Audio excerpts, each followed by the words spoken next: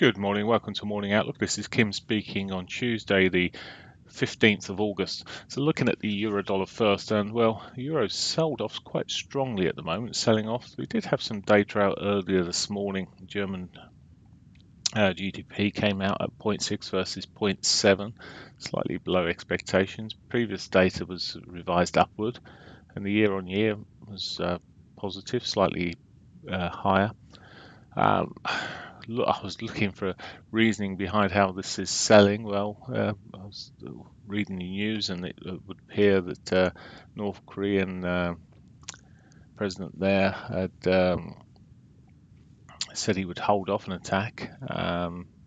So it seems that that helps the Asian sector at least. So well, we're just seeing a well, risk on, but not helping the euro at the moment.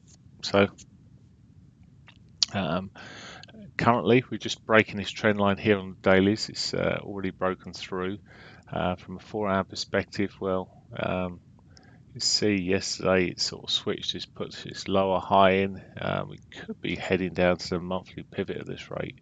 I'm not suggesting we'll do it today, but certainly is softening off. Now we have, of course, got the FOMC minutes due out tomorrow, but seems like a bit of an early move before then. So we'll see how we run today. But for now, it's sort of I say spoilt things for me. It's sold off quite a long way. Possibly a bit oversold. Certainly, my indicators showing it has been a bit oversold where we're sitting at the moment. We could see some sort of retracement through this morning, which may bring us up. We've got an untouched daily pivot, but I think the probability of that with us being so far away is relatively small. Okay, let's look at the pound. Pound's seen less of a sell-off this morning. It's barely moved really in relative terms. Starting to move fractionally as I speak. Sold off here yesterday.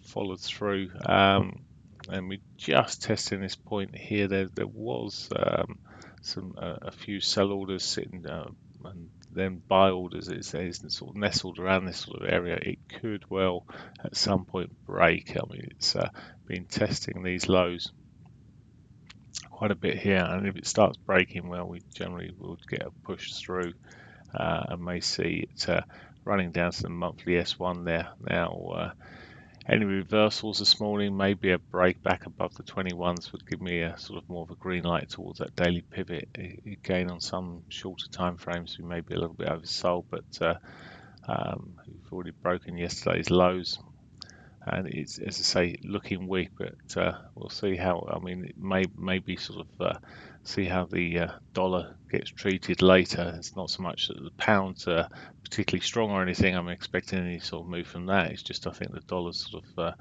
got a bit strong, and we may see some sort of reversal.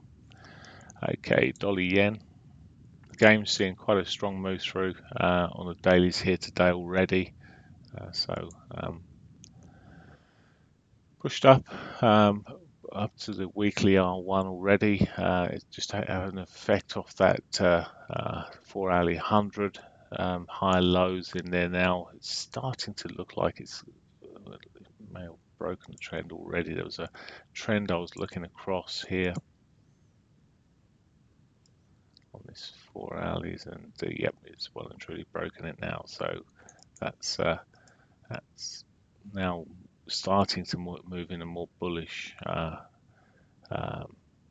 direction. Maybe we'd get back towards the monthly pivot again. So there are some potentials there from just looking on the daily pivots here, untouched daily pivot below. Moves into a bit of an extreme move here, so retracement could be met with another shove up, but it's extremed at the earlier part of the morning, so it doesn't always mean we'll see that. If we start breaking through the hourly 8, perhaps we'll have a bigger correction back to 21s, maybe a bit further. So there's an untouched daily pivot below that. A bit like the euro, though it's a long way away, and it may be a big ask. Statistically, it's a lower possibility once we've gone through the R1. Aussie dollar, again, smaller sell-off here. Had a bit of a rally earlier on, but it's sold off and sitting at sort of a double bottom territory here into the weekly S1 almost, just short of the S1. But I mean, we've been nibbling along here. I say nibbling along. It's dropping lower highs, lower lows in the main. It's got this inverted head and sorry, inverted, it's not inverted, it's always got this head and shoulder pattern sort of sitting there. I do wonder if we'll get a break or already hit the daily pivot here. It may sell off to the downside if you see a continuation of dollar strength coming through. And finally, Canadian dollar, again pushing up, not very much. It's this morning so far it's started to get a bit of a wiggle there, but it's not really significant at the moment.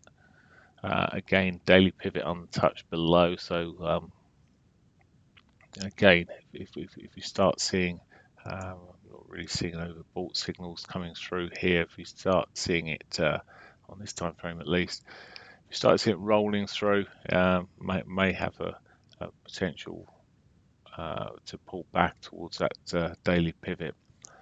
Hasn't got up to its R1 yet, so it's, as I said, it's not moved quite, it's not weakened quite so much as the euro yen, and to a degree the Aussie dollar has, more the euro and the yen, but moved both the weaker too at the moment. So there we go. Today we have got some data coming out. We've already had the minutes from the Australian monetary policy meeting. We've had German GDP out, which I've already mentioned, which has given some sort of slightly weaker data. There is a French and Italian bank holiday today, so that might slow things up this morning and be partial reason for this lower volatility, or say lower volatility, but volatility we're seeing at the moment with the weakness. We've got UK CPI later on, inflation, so be an important date number coming through at 9:30. It could really move the pound there at 9:30, and then later on in this afternoon we've got some retail sales for the US at 1:30. So there's sort of main movers today. Retail sales can give a bit of a kicker, but often the price just returns to the sort of same levels post news. Right, have a great one. I'll be back tomorrow. Bye for now.